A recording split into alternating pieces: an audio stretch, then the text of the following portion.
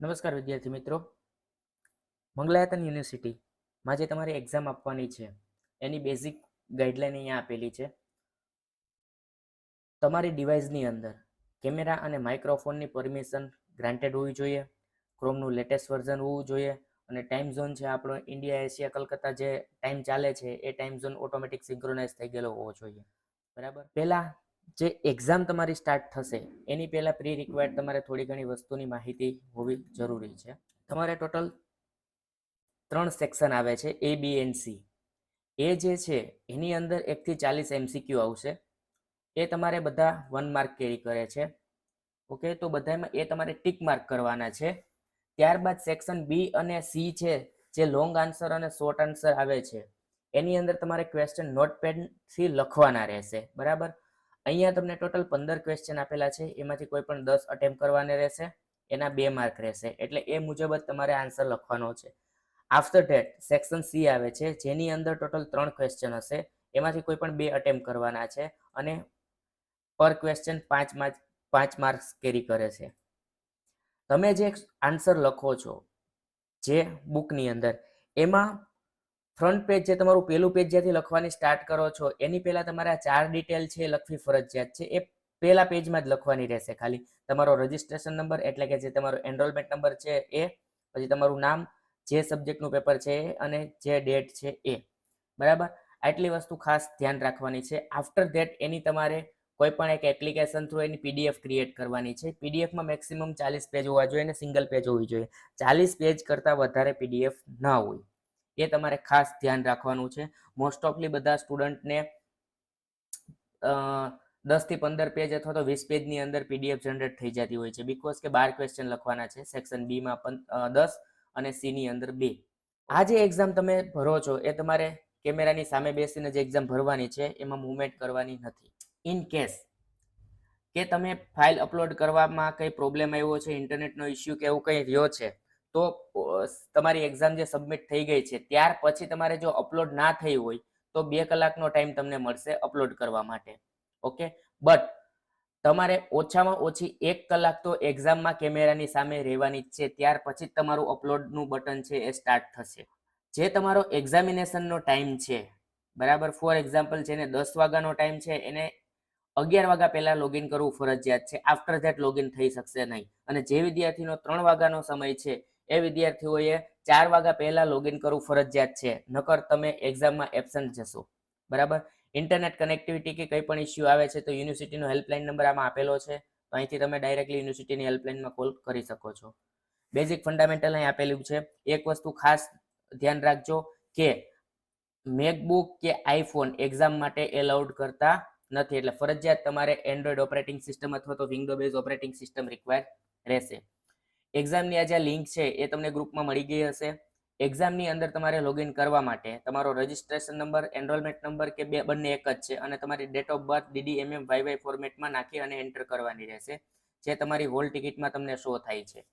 જે અહીંયા hall ticket છે એ તમારો એનરોલમેન્ટ નંબર, રજિસ્ટ્રેશન નંબર, એ આઈડી છે અહીં એન્ટર કરવાનો રહેશે અને ડેટ ઓફ બર્થ તમારો પાસવર્ડ છે. ફોર એક્ઝામ્પલ 24 નવેમ્બર 1993 આપેલી છે તો તમારે 24111993 આ રીતના પાસવર્ડ રહેશે.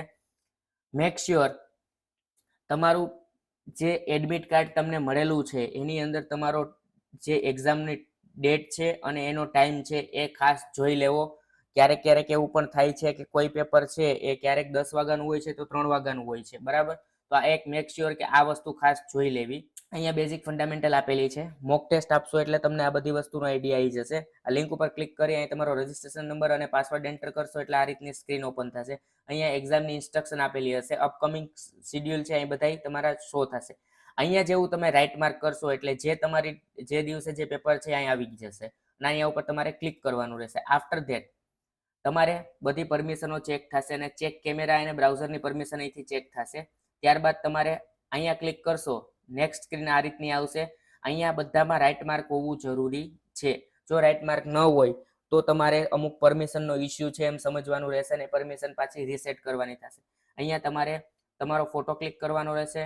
ત્યારબાદ ફોટો ક્લિક થઈ ગયા બાદ નેક્સ્ટનું બટન આવશે. અહીંયા નેક્સ્ટ કરશો એટલે સ્ટાર્ટ એક્ઝામ થશે.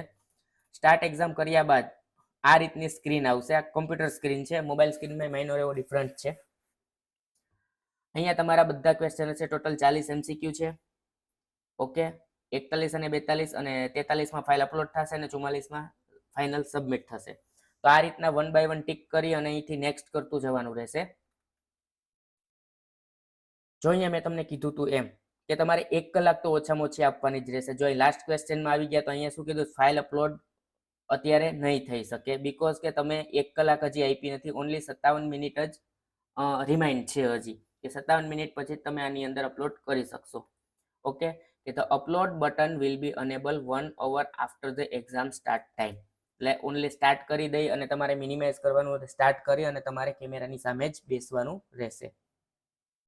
આફ્ટર ધેટ બધા MCQ ને તમારે ક્વેશ્ચનના આન્સર લખાઈ ગયા છે, તો ત્યારબાદ અહીંથી તમારે PDF ઉપર ક્લિક કરી અને ચૂઝ ફાઇલ કરીને ફાઇલ અપલોડ કરવાની રહેશે. મેક શ્યોર સિંગલ PDF રહેવી જોઈએ. એનાથી શું કહેવાય કે 12 પ્રશ્નો જે છે સેક્શન બી ની અંદર 10 અને સેક્શન સી ની અંદર 2 એની એક જ PDF બનાવવાની છે. એડોબ સ્કેન, કેમ સ્કેન કે એવા ઘણા બધા મોબાઈલની એપ્લિકેશન છે, એના થ્રુ તમે કે સ્કેન કરી શકો છો. આ એક વસ્તુ ખાસ જોવાની છે કે તમારો રજિસ્ટ્રેશન નંબર, તમારું નામ, તમારો જે સબ્જેક્ટ હોય એ અને ડેટ એ ફરજિયાત તમારે ફ્રન્ટ પેજમાં લખવાની છે અને બધા પેજની અંદર પેજ નંબર ઉપર અથવા નીચે ક્યાંય પણ પરફેક્ટ શો થાય એ રીતના લખવાના છે. અહીંથી ચૂઝ ફાઇલ કરશો એટલે તમારી ગેલેરી ઓપન થઈ જશે. ગેલેરીમાંથી તમારે PDF ફાઇલ ચૂઝ કરી અને અહીં અપલોડ કરી દેવાનું રહેશે. ફાઇલ અપલોડ થવામાં થોડીક વાર લાગશે. ફાઇલ અપલોડ થઈ ગયા બાદ સેવનું બટન આવશે, સેવ એન્ડ સબમિટ કરી આપશો એટલે આ રીતની સ્ક્રીન તમને ડિસ્પ્લેમાં શો થઈ જશે. હવે આ જે વસ્તુ મેં તમને કીધી હતી કે ફાઇલ અપલોડ કરવાનું તમારે કોઈ પણ ઇસ્યુથી રહી ગયું છે, તો ત્યારે તમારે એક્ઝામ લોગિન કરશો ત્યારે તમને અહીંયા આન્સર અપલોડ ફાઇલનું બટન બતાવશે. આન્સર અપલોડ ફાઇલ ઉપર ક્લિક કરીને સેમ અહીંયા જે પ્રોસેસ આપણે કરેલી છે એ પ્રોસેસ કરી લેશો એટલે તમારી ફાઇલ છે એ અપલોડ સક્સેસફુલ થઈ જશે. બરાબર, તો આ રીતના તમારે આખી એક્ઝામ કન્ડક્ટ કરવાની છે.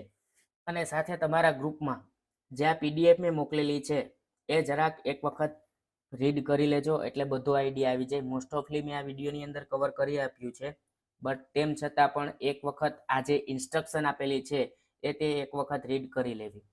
તમારી જે એક્ઝામ છે એની પહેલાં તમારે ડેમો એક્ઝામ આવશે, એનું અપડેટ અમે ગ્રુપમાં ડાયરેક્ટલી આપશું. કે ડેમો એક્ઝામ તમે ભરશો એટલે તમને આઈડિયા આવશે કે મેઇન એક્ઝામ મારે કઈ રીતના ભરવાની છે. બરાબર, ડેમો એક્ઝામ એટલા માટે યુનિવર્સિટી કરાવે છે કે આફ્ટર તમારે મેઇન એક્ઝામની અંદર કંઈ ઇસ્યુ આવે નહીં. તો આ વસ્તુ બધા વિદ્યાર્થીઓ ખાસ ધ્યાન આપે. Thank you.